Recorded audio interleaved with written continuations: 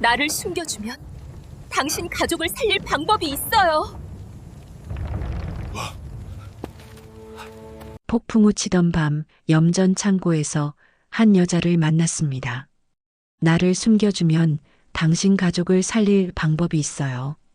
밖에서는 포졸들이 소리쳤죠. 역병 약장수 잡아라.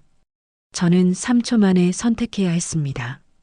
그 선택이 제 인생을 완전히 바꿔놓을 줄은 몰랐죠. 안녕하세요. 은빛 이야기입니다. 오늘도 귀 기울여 주셔서 감사합니다. 그럼 오늘 이야기를 지금 바로 시작합니다. 저는 하준입니다. 낮에는 관아에서 군수님의 문서를 베껴 쓰고 밤에는 봉수대 불을 지키며 살아가죠. 사람들은 제 일을 보잘것없다 여기지만 저는 압니다. 이 불이 꺼지면 바닷길이 끊기고 바닷길이 끊기면 사람도 함께 꺼진다는 것을요. 오늘도 해질녘이 되자 관아 문을 나섰습니다. 손끝이 시려왔어요. 하루 종일 붓을 쥐고 있으면 겨울엔 손가락 마디마다 동이 터서 피가 배어나오곤 했습니다. 그래도 참았죠. 이 일로 받는 돈이 어머니 약값이 되고 동생 군역을 면하게 할 유일한 길이니까요. 집으로 가는 길, 포구 쪽에서 거센 바람 소리가 들려왔습니다. 하늘은 이미 먹구름으로 가득했어요. 아, 오늘은 또 어떤 밤이 될까? 그냥 조용히 지나가길 바랄 뿐이었습니다. 어머니는 방 안에 누워 계셨어요. 얼굴이 많이 수척해지셨더군요. 하준아, 오늘은 일찍 왔구나. 예, 어머니. 약은 드셨어요? 응. 내 동생이 다녀갔다. 동생 이야기가 나오자 가슴이 철렁 내려앉았습니다. 올해 20살이 된 동생은 군역에 나가야 할 나이였거든요. 하지만 집안 형편상 군포를 낼 돈이 없었죠. 그렇다고 동생을 군대에 보낼 수도 없었습니다. 어머니를 돌볼 사람은 저밖에 없으니까요. 걱정 마세요. 제가 알아서 할게요. 어머니는 아무 말씀 없이 고개만 끄덕이셨습니다. 그 침묵이 더 무거웠어요. 저녁을 먹고 봉수대로 향했습니다. 바람이 점점 거세졌어요. 옷깃을 여미며 언덕길을 올라가는데 빗방울이 떨어지기 시작했습니다. 이런 날엔 불을 지키기가 보통 어려운 게 아니었죠. 봉수대에 도착했을 때 바람은 이미 폭풍으로 변해 있었습니다. 나무가 부러지는 소리, 파도가 바위를 때리는 소리가 뒤섞여 귓속을 때렸어요. 저는 서둘러 불을 피웠습니다. 장작을 더 쌓고 기름 먹인 천으로 덮었죠. 오늘만 넘기자. 그저 그 생각뿐이었습니다. 그런데 그때였습니다.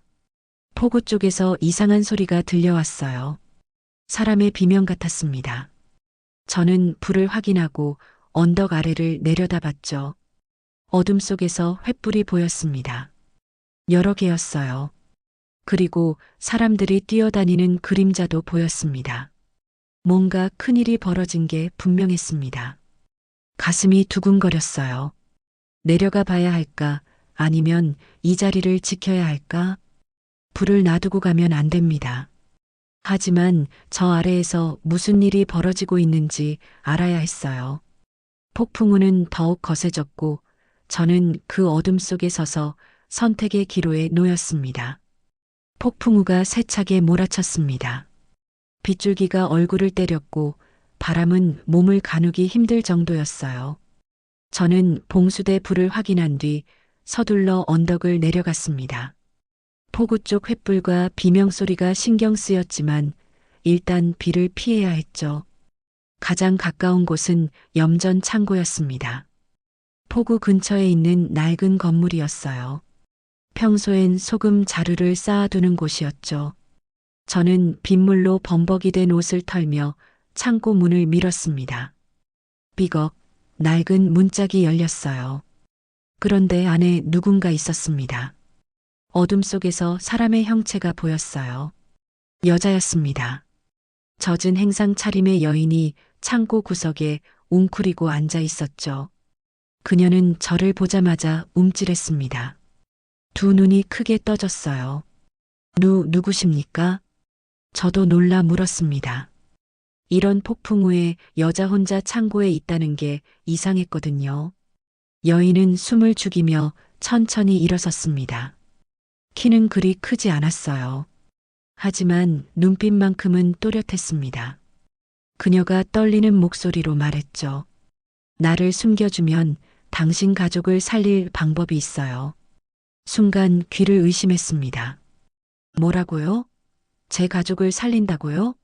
처음 보는 여자가 무슨 말을 하는 건지 알 수 없었어요. 무슨 소리를? 말을 잇지 못했습니다. 밖에서 고함 소리가 들려왔거든요. 역병 약장수 잡아라. 장부 훔친 년이 이 근처에 있다. 포구 쪽 다 뒤져. 포졸들이었습니다. 횃불빛이 창고 쪽으로 다가오고 있었어요. 저는 본능적으로 문 쪽을 돌아봤습니다. 그리고 다시 여인을 봤죠. 그녀의 손이 보였습니다. 피 묻은 붕대가 감겨 있었어요. 그리고 허리춤엔 약초 주머니가 매달려 있었습니다. 말린 약초 냄새가 코끝을 스쳤죠. 제발이요. 여인이 다시 말했습니다. 목소리가 더 절박해졌어요. 당신 어머니 폐병을 앓고 계시죠? 동생은 군역 문제로 고민 중이고요. 내가 도울 수 있어요. 하지만 지금 저들에게 잡히면 아무것도 할 수 없습니다. 등골이 서늘해졌습니다. 이 여자가 어떻게 우리 집안 사정을 아는 거죠? 처음 보는 사람인데 어머니 병과 동생 일까지 알고 있다니. 포졸들의 발소리가 가까워졌습니다. 이제 창고 앞까지 온 것 같았어요. 횃불빛이 문틈으로 새어 들어왔죠. 여기도 찾아봐. 창고 문 열어. 시간이 없었습니다. 3초, 아니 그보다 짧은 시간이었어요. 저는 선택해야 했습니다. 모르는 여자를 숨겨주면 저도 끝장입니다. 역병 약장수를 숨겼다는 죄로 관아에 끌려갈 거예요. 어머니와 동생은 어떻게 되는 거죠? 하지만 여인의 말이 계속 머릿속을 맴돌았습니다. 가족을 살릴 방법이 있다고 했어요. 여인은 저를 똑바로 쳐다봤습니다. 떨리는 눈빛이었지만 거짓말하는 것 같지는 않았어요. 그녀의 손에 쥐어진 약초 주머니가 다시 눈에 들어왔습니다. 빨리요. 밖에서 문고리 소리가 났습니다. 포졸이 문을 열려는 거였어요. 저는 이를 악물었습니다. 그리고 소금 자루 더미를 가리켰죠. 저기 들어가세요. 빨리. 여인은 고개를 끄덕이며 재빨리 소금 자루 뒤로 몸을 숨겼습니다. 저는 심호흡을 했어요. 그리고 문 쪽으로 걸어갔습니다. 문이 벌컥 열렸습니다. 포졸 2명이 횃불을 들고 들어섰어요. 너 누구냐? 봉수대 불 지키는 하준입니다. 비를 피하려고 잠깐 들어왔습니다. 포졸은 저를 위아래로 훑어봤습니다. 그리고 창고 안을 둘러봤죠. 횃불빛이 소금 자루 더미를 비쳤습니다. 제 심장이 미친 듯이 뛰었습니다. 손바닥에 땀이 났어요. 이상한 사람 못 봤나? 못 봤습니다. 저도 방금 들어왔거든요. 포졸은 한동안 저를 노려봤습니다. 의심스럽다는 표정이었어요. 하지만 곧 고개를 돌렸습니다. 포구 쪽 더 뒤져봐. 포졸들이 나갔습니다. 문이 닫혔어요. 저는 그제야 숨을 내쉬었습니다. 다리가 후들거렸죠. 소금 자루 뒤에서 여인이 나왔습니다. 그녀가 작게 말했어요. 고맙습니다. 저는 대답하지 않았습니다. 방금 무슨 짓을 한 건지, 정말 잘한 건지 알 수 없었거든요. 그저 한 가지만 확실했습니다. 제 인생이 방금 전과는 다른 길로 접어들었다는 것이요. 포졸들이 완전히 사라진 뒤에도 저는 한동안 말을 잇지 못했습니다. 빗소리만 창고 지붕을 두드렸어요. 여인은 소금 자루에 기대어 숨을 고르고 있었죠. 이제 말해주시겠습니까? 당신이 누군지, 그리고 어떻게 우리 집안 사정을 아는 건지. 저는 최대한 냉정하게 물었습니다. 감정을 드러내면 안 됐거든요. 이 여자를 믿을 수 있는지 아직 확신이 서지 않았으니까요. 여인은 천천히 고개를 들었습니다. 젖은 머리카락 사이로 얼굴이 드러났어요. 생각보다 젊었습니다. 25쯤 되어 보였죠. 제 이름은 설아예요. 약초를 다루는 행상이었습니다. 이었다고요? 네. 이젠 아니에요. 역병 약장수라는 누명을 썼으니까요. 설아는 허리춤에서 작은 상자를 꺼냈습니다. 나무로 만든 상자였어요. 그녀가 조심스럽게 뚜껑을 열었죠. 안에는 장부 한 권이 들어 있었습니다. 이게 뭡니까? 포구세금 장부예요. 하지만 그냥 장부가 아니에요. 설아는 장부를 펼쳐 보였습니다. 촛불도 없는 어둠 속이라 잘 보이지 않았지만 저는 눈을 가늘게 뜨고 들여다봤어요. 문서 필사가 제1이니까 글씨와 숫자는 어둠 속에서도 읽을 수 있었죠. 장부엔 염전 세금 내역이 적혀 있었습니다. 그런데 이상했어요. 세금 액수와 납부자 명단이 매달 달랐습니다. 같은 사람인데 어떤 달엔 3배를 내고 어떤 달엔 아예 기록이 없었어요. 이건 보이죠? 조작된 겁니다. 설아가 손가락으로 특정 부분을 짚었습니다. 여기 보세요. 군역 대납 명단이에요. 돈을 내고 군역을 면제받은 사람들 목록이죠. 그런데 이 사람들 실제론 돈을 낸 적이 없어요. 그럼 누가 낸 겁니까? 아무도 안 냈어요. 장부만 조작한 거예요. 군역 대납금은 관하로 들어가야 하는데 중간에 누군가 가로챈 겁니다. 제 머릿속이 복잡해졌습니다. 문서 필사 경험으로 볼 때 설아의 말이 맞았어요. 숫자 배치와 필체가 명백히 달랐거든요. 누군가 의도적으로 장부를 조작한 게 분명했습니다. 누가 이런 짓을 한 겁니까? 설아는 잠시 망설였습니다. 그리고 낮은 목소리로 말했죠. 곽치문이요. 그 이름을 듣는 순간 온몸에 소름이 돋았습니다. 곽치문은 이 고을에서 가장 큰 염전을 소유한 사람이었어요. 군수와도 가깝고 포구 상인들과도 긴밀한 관계를 맺고 있었죠. 그를 건드린다는 건 이 고을 전체를 적으로 돌리는 것과 같았습니다. 미쳤습니까? 곽치문을 무너뜨린다고요? 이 장부가 있으면 가능해요. 증거가 여기 다 있으니까요. 하지만 그 전에 우리가 살아야 하지 않겠습니까? 저는 목소리를 낮췄습니다. 밖에서 누가 들을까봐 조심스러웠어요. 설아는 고개를 끄덕였습니다. 맞아요. 그래서 당신 도움이 필요해요. 왜 저입니까? 당신은 관아에서 일해요. 문서를 다루죠. 그리고 봉수대를 지키니까 포구 상황도 잘 알고요. 무엇보다 설아가 잠시 말을 멈췄습니다. 그리고 제 눈을 똑바로 봤어요.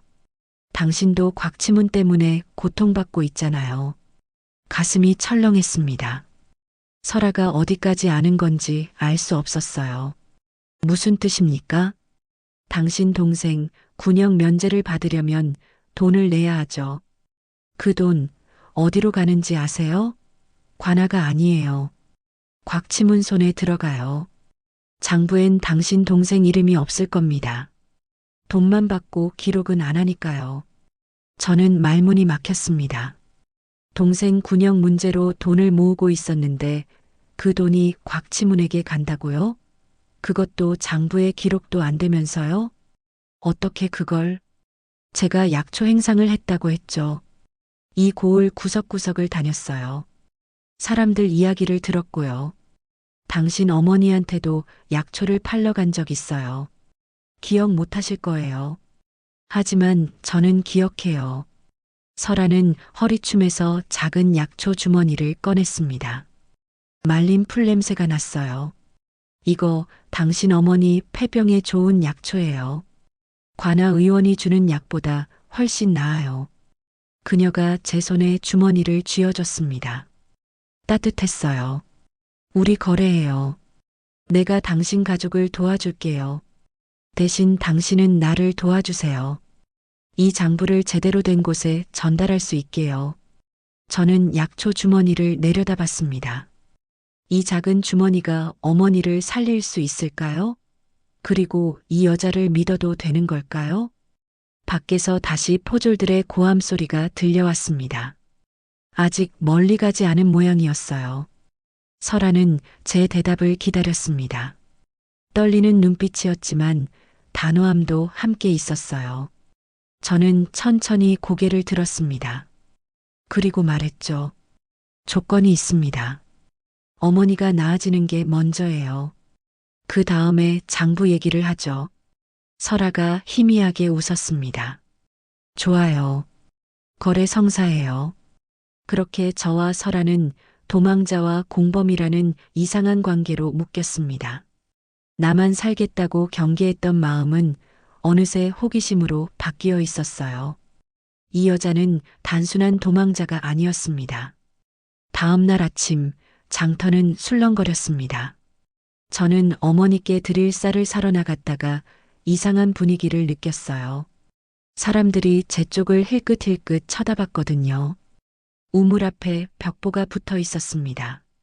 저는 다가가서 읽었어요. 글씨가 또렷했습니다. 역병을 퍼뜨린 약장수 설아를 잡는 자에게 은 열량을 내리겠노라. 그 아래 작은 글씨로 이렇게 적혀 있었죠. 봉수대 서리하주는 역적과 한패로 의심됨. 손이 떨렸습니다. 제 이름이 벽보에 적혀 있다니. 주변 사람들의 수군거림이 귀에 들어왔어요. 저 사람 도둑년 숨겨줬다며? 봉수대 불 지키는 놈이 역적이라니. 이거 큰일이네. 하준이 집안 원래 가난했잖아. 돈에 팔린 거 아니겠어? 저는 고개를 숙이고 장터를 빠져나왔습니다. 얼굴이 화끈거렸어요. 아무 말도 할 수 없었죠. 변명한들 누가 믿겠습니까? 관하로 가는 길 포졸 하나가 저를 불러 세웠습니다. 하준, 따라오게. 무슨 일입니까? 군수님께서 부르셨네. 가슴이 철렁 내려앉았습니다. 군수가 저를 부른다는 건 좋은 일이 아니었거든요. 관아 안으로 들어갔습니다.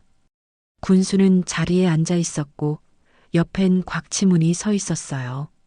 곽치문은 제게 차갑게 웃어 보였습니다. 하준.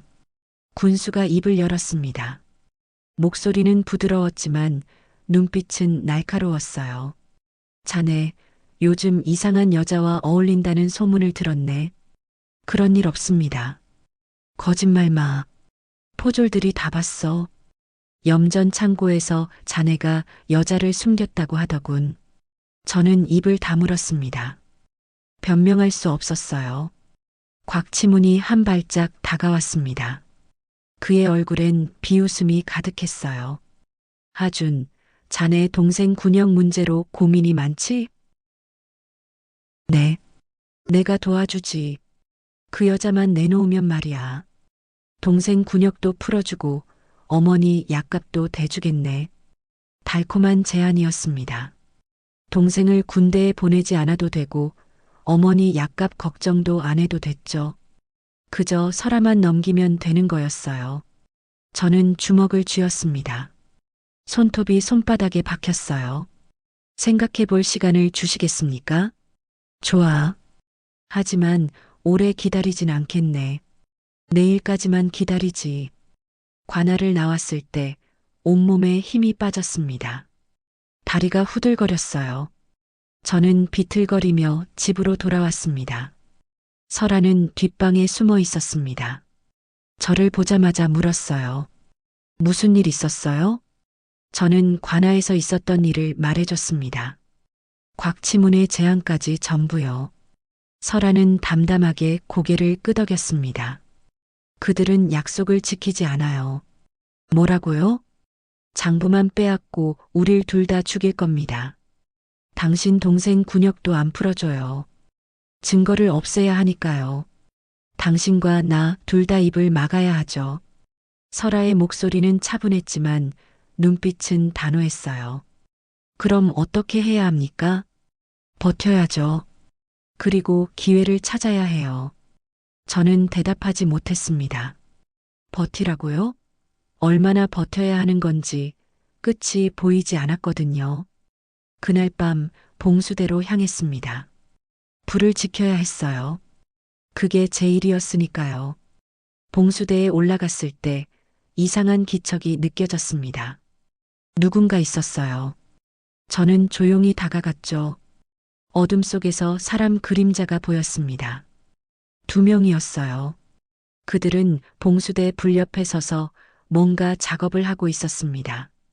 저는 숨을 죽이고 지켜봤어요. 그들이 무엇을 하는지 보려고요. 한 사람이 물을 뿌렸습니다. 불이 꺼지기 시작했어요. 다른 한 사람은 기름 먹인 천을 치웠죠. 불을 완전히 끄려는 거였습니다. 이것 끄면 포구 쪽 배들이 길을 못 찾겠지? 그래야 우리 배가 몰래 들어오지. 광날이 명령이야. 그들의 대화가 들렸습니다. 곽치문이 바닷길을 어둡게 만들어 밀거래를 하려는 거였어요. 봉수대 불을 꺼서 다른 배들의 눈을 가리고 자기 배만 몰래 들여오는 거였죠.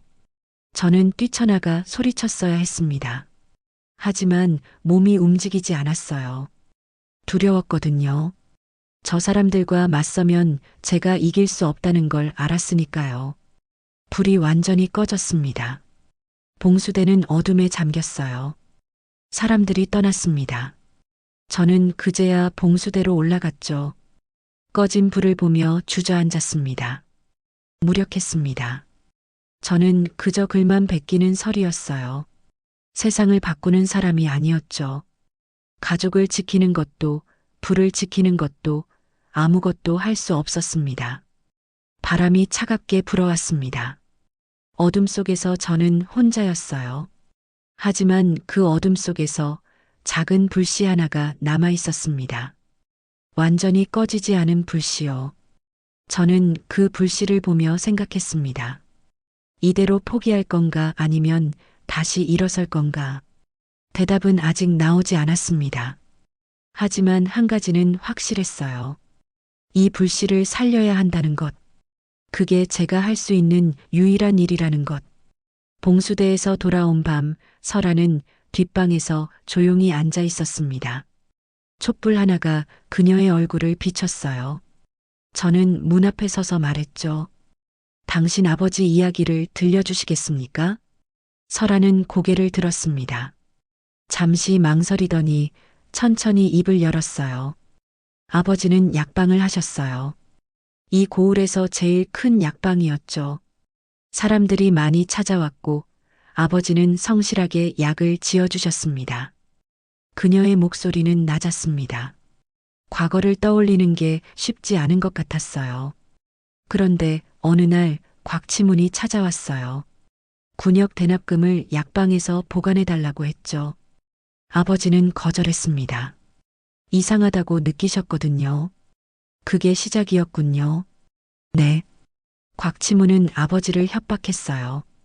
하지만 아버지는 굴하지 않으셨어요. 오히려 증거를 모으기 시작하셨죠.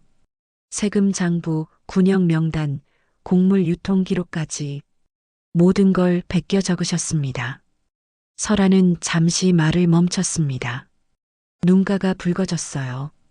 그리고 어느 날 밤 아버지는 역병을 퍼뜨렸다는 누명을 쓰고 잡혀가셨어요. 약방은 불타버렸고 아버지는 옥중에서 돌아가셨습니다. 저는 아무 말도 할 수 없었습니다. 그저 듣고 있을 뿐이었어요. 전 그때 16이었어요. 아버지한테 의술을 배웠지만 여자라는 이유로 아무도 저를 인정하지 않았죠. 돌팔이 사기꾼이라고 손가락질했어요. 설아는 손을 내려다봤습니다. 상처투성이인 손이었어요. 그래서 이름을 숨겼어요. 행상으로 떠돌며 약초를 팔았죠. 아버지가 남긴 증거를 찾으려고 했지만 모두 불타버렸다고 생각했습니다. 그럼 그 장부는 폭풍우가 치던 날 포구에 배 한 척이 전복됐어요. 곽치문 배였죠. 전 그 배에서 떠오른 상자를 발견했습니다. 안에 장부가 들어 있었어요. 아버지 필체였어요. 설아의 목소리가 떨렸습니다. 아버지가 숨겨놓으신 거였어요. 곽치문도 그 장부를 찾고 있었던 거죠. 그래서 저를 쫓는 겁니다. 저는 설아를 다시 봤습니다. 그녀는 더 이상 도망자가 아니었어요. 증거를 품은 생존자였습니다. 아버지의 억울함을 풀기 위해 목숨을 걸고 버티는 사람이었죠. 죄책감이 밀려왔습니다. 저는 그녀를 넘기려고 생각했었어요. 가족을 위해서라고, 제 앞가림을 위해서라고 변명했죠. 하지만 그건 비겁함이었습니다. 미안합니다. 설아는 고개를 저었습니다. 아니에요. 당신도 가족이 있잖아요. 이해해요. 아니, 미안합니다. 전 당신을 이용하려고만 했어요. 어머니 약만 얻으면 된다고 그 다음엔 모른 척 하려고 했습니다. 설아는 아무 말 없이 저를 봤어요. 촛불이 흔들렸습니다. 저는 주먹을 쥐었습니다. 결심이 섰어요. 전글을 베끼는 설이에요. 남의 문서를 정확하게 옮기는 게 제 일이죠. 하지만 지금까지 제가 베낀 글들이 진실이었는지 거짓이었는지 생각해 본 적 없었어요. 설아는 귀 기울여 들었습니다. 만약 제가 당신을 버린다면 전 평생 제 글을 믿지 못할 겁니다. 제가 베낀 문서들이 누군가를 살렸는지 죽였는지 알 수 없게 되는 거죠. 저는 설아에게 고개를 숙였습니다. 도와드리겠습니다. 아버지의 억울함을 풀어드릴게요. 설아는 천천히 미소 지었습니다. 처음 보는 미소였어요. 고맙습니다, 하준 씨. 그날 밤 저는 각성했습니다. 엮이기 싫어서 회피했던 제 자신을 버리고 진실을 마주하기로 했죠. 이제 돌아갈 수 없었습니다. 다음 날 새벽 저는 설아가 가져온 장부를 다시 펼쳤습니다. 촛불을 켜고 한 글자 한 글자 들여다봤어요. 문서 필사가 제 일이니까 글씨체를 분석하는 건 익숙했죠. 그런데 이상했습니다. 조작된 부분의 필체가 낯익었어요. 붓을 쥐는 각도, 획을 긋는 힘, 심지어 쉼표를 찍는 습관까지 누군가 제 글씨를 흉내낸 게 아니었습니다. 제 글씨 그 자체였어요. 손이 떨렸습니다. 장부를 바닥에 내려놓고 두 손으로 얼굴을 감쌌죠. 믿을 수 없었거든요. 이건 제가 쓴 겁니다. 설아가 다가왔습니다. 무슨 말이에요? 이 장부 조작된 부분이요. 제 필체예요. 제가 썼어요. 설아는 장부를 집어들었습니다. 눈을 가늘게 뜨고 확인했어요. 저는 기억을 더듬었습니다. 관아에서 베꼈었던 수많은 문서들이 떠올랐어요. 군수가 시키는 대로 묻지도 따지지도 않고 베꼈었죠. 세금 장부, 군역 명단, 곡물 유통 기록. 모든 걸 정확하게 옮겼습니다. 하지만 그게 무엇을 의미하는지, 누구를 위한 것인지 생각해 본 적 없었어요. 저는 몰랐습니다. 제가 베낀 문서들이 이렇게 쓰일 줄은. 목소리가 갈라졌습니다. 부끄러웠어요. 저는 곽치문의 비리를 합법처럼 보이게 만드는 도구였던 겁니다. 죄의 붓을 쥐고도 그걸 모르고 살았죠. 설아는 조용히 말했습니다. 당신 잘못이 아니에요. 아니, 제 잘못입니다. 생각 없이 베껴 썼으니까요. 하지만 이제 알았잖아요. 설아가 제 손을 잡았습니다. 따뜻했어요. 이제부터는 그 붓으로 되돌리면 돼요. 가짜를 진짜로, 거짓을 진실로 바꾸는 거예요. 저는 설아를 봤습니다. 그녀의 눈엔 원망이 없었어요. 오히려 희망이 있었죠.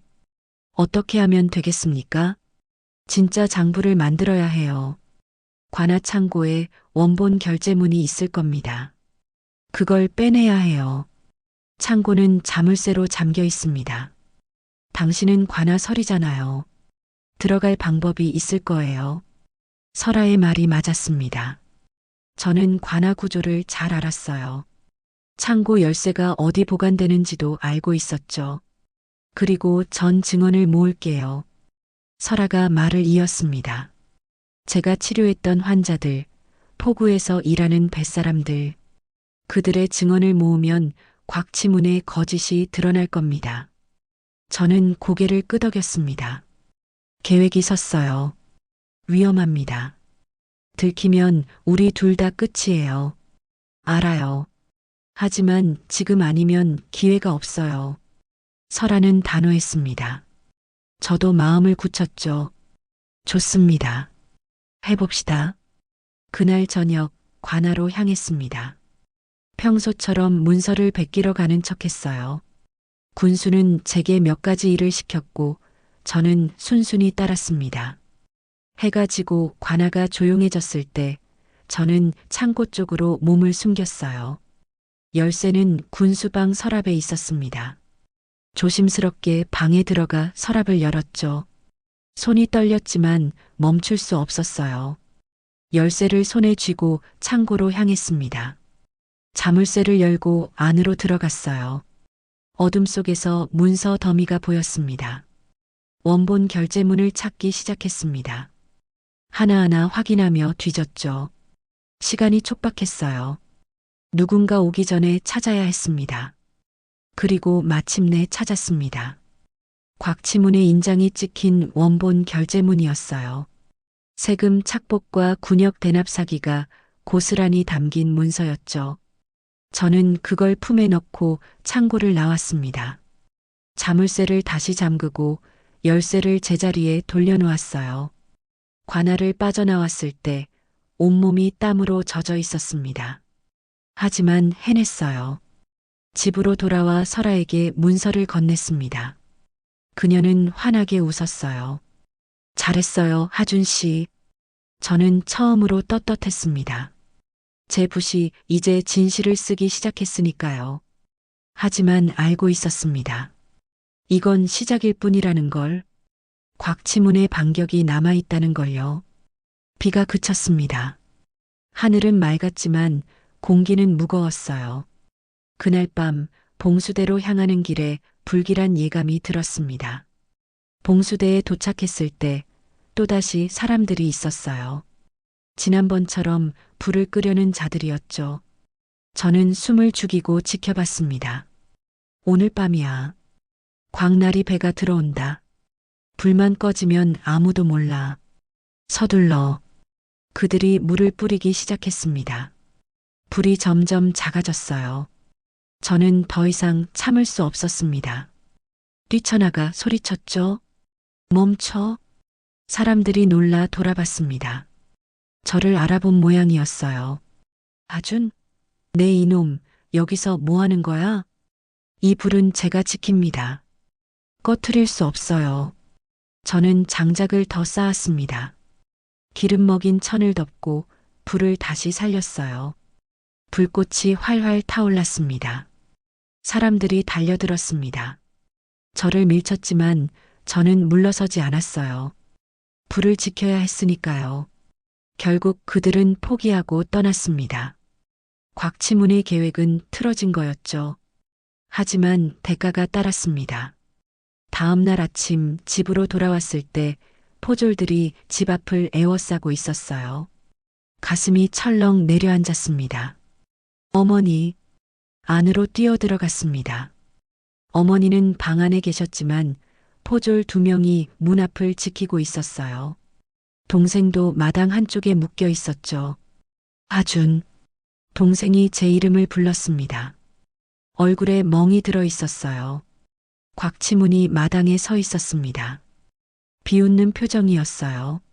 하준, 내가 봉수대 불을 지킨 덕분에 내 계획이 틀어졌구나.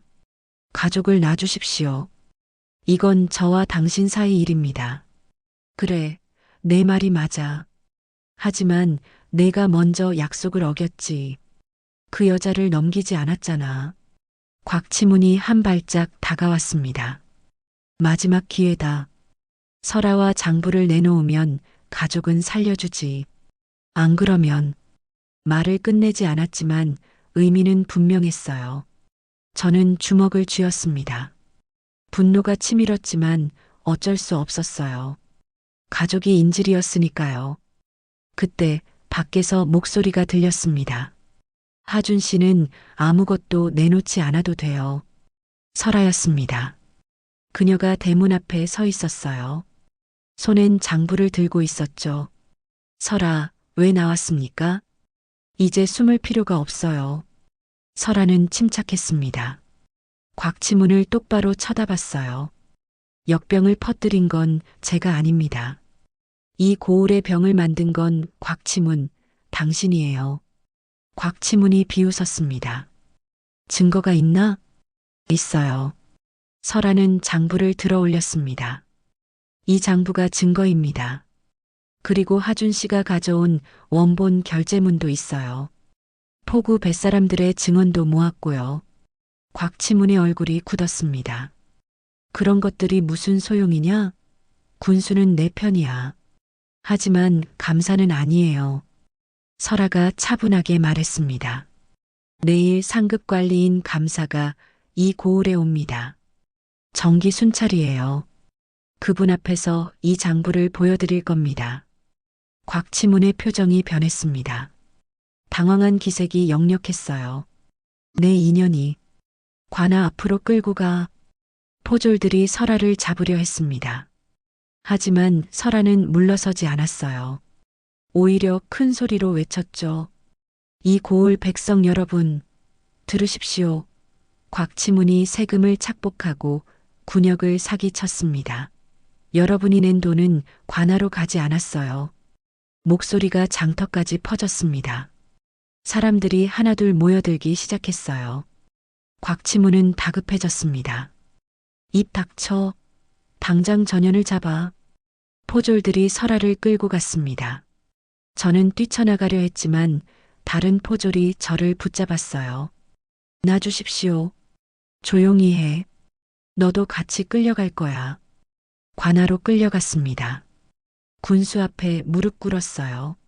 설아도 옆에 있었죠. 군수가 차갑게 말했습니다. 너희가 무슨 짓을 한 건지 알고 있다. 역적 행위다. 아닙니다. 제가 입을 열었습니다. 저희는 진실을 밝히려 했을 뿐입니다.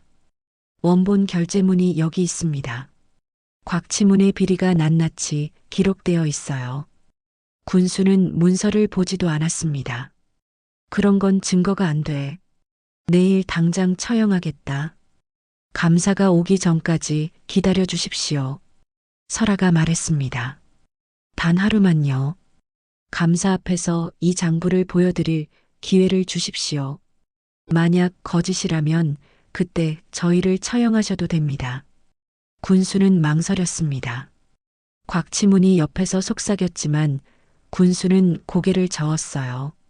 좋다. 하루만 기다리지. 하지만 도망치면 가족 전부 끝이다. 저와 설아는 옥에 갇혔습니다. 좁고 어두운 방이었어요. 설아가 물었습니다. 괜찮아요? 괜찮습니다. 이제 내일만 버티면 되니까요. 저는 벽에 기대어 앉았습니다. 두려웠지만 동시에 떳떳했어요. 저는 이제 베끼는 사람이 아닙니다. 설아가 고개를 돌렸습니다. 기록하는 사람이 되겠습니다. 진실을 기록하는 사람이요. 설아는 미소 지었습니다. 밖에서 해가 저물고 있었습니다. 내일이면 감사가 올 거예요. 그때까지 버텨야 했습니다. 단 하루 그 시간이 우리의 운명을 결정할 거였죠. 다음 날 아침 감사가 도착했습니다. 관아 앞엔 사람들이 모여들었어요. 저와 설아는 옥에서 끌려 나와 감사 앞에 섰죠. 감사는 엄격한 표정이었습니다. 백발의 수염이 길었어요. 오랜 세월 관직을 지낸 사람처럼 보였죠. 무슨 일인가? 군수가 먼저 입을 열었습니다. 이자들이 역적 행위를 했습니다. 관아 문서를 훔치고 거짓을 퍼뜨렸습니다. 감사는 저를 봤습니다. 내가 할 말이 있나? 저는 고개를 들었습니다. 떨렸지만 목소리를 냈어요.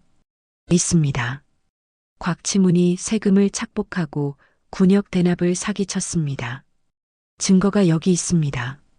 원본 결제문을 꺼냈습니다. 감사에게 건넸죠. 감사는 문서를 펼쳤습니다.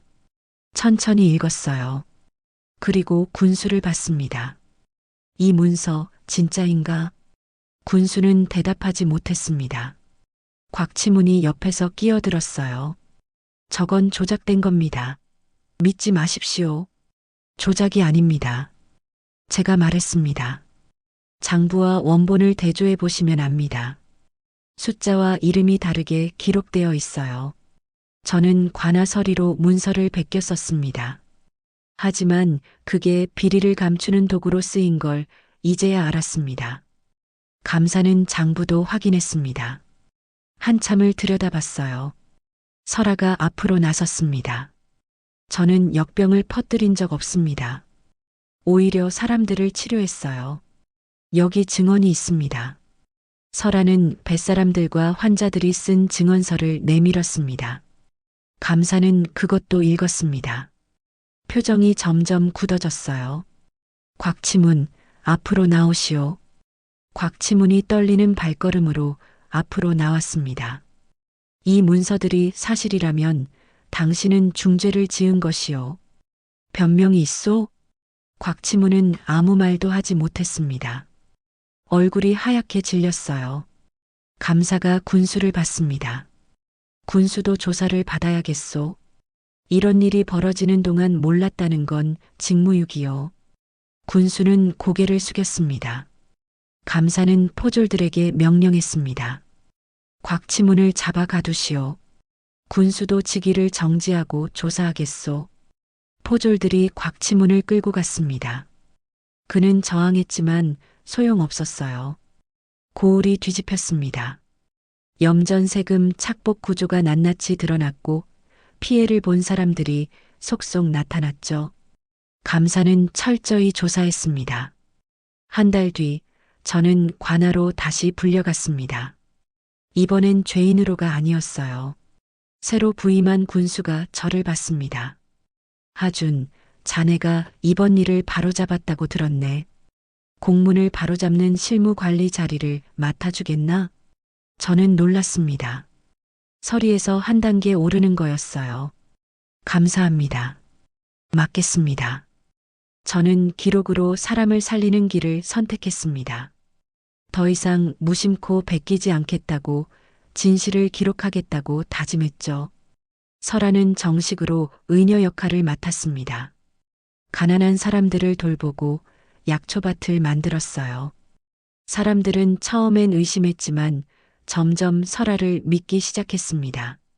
어느 날 저녁 봉수대로 향했습니다. 설아도 함께였어요. 불이 평온하게 타오르고 있었습니다. 바다를 비추는 불빛이 아름다웠어요. 이 불은 길을 밝힙니다. 제가 말했습니다. 그리고 내 부순 죄를 밝히죠. 설아가 미소 지었습니다. 이제는 숨지 말아요, 하준 씨. 우리 이름으로 살아요. 저는 고개를 끄덕였습니다. 그래요. 우리 이름으로요. 바람이 불어왔습니다. 따뜻했어요. 봉수대 불은 꺼지지 않고 계속 타올랐습니다. 저와 설아는 더 이상 도망자가 아니었어요. 낙인과 누명 대신 기록과 치유로 자리 잡은 사람들이었죠. 새로운 삶이 시작됐습니다. 이제 우리는 함께 이 고을을 지켜나갈 거예요. 불과 붓으로, 그리고 우리 이름으로요. 여기까지 은빛 이야기였습니다. 오늘의 이야기가 마음의 작은 여운으로 남았기를 바랍니다. 다음 이야기에서도 조용히 진심으로 찾아뵙겠습니다. 고맙습니다. 구독과 좋아요 부탁드립니다. 감사합니다.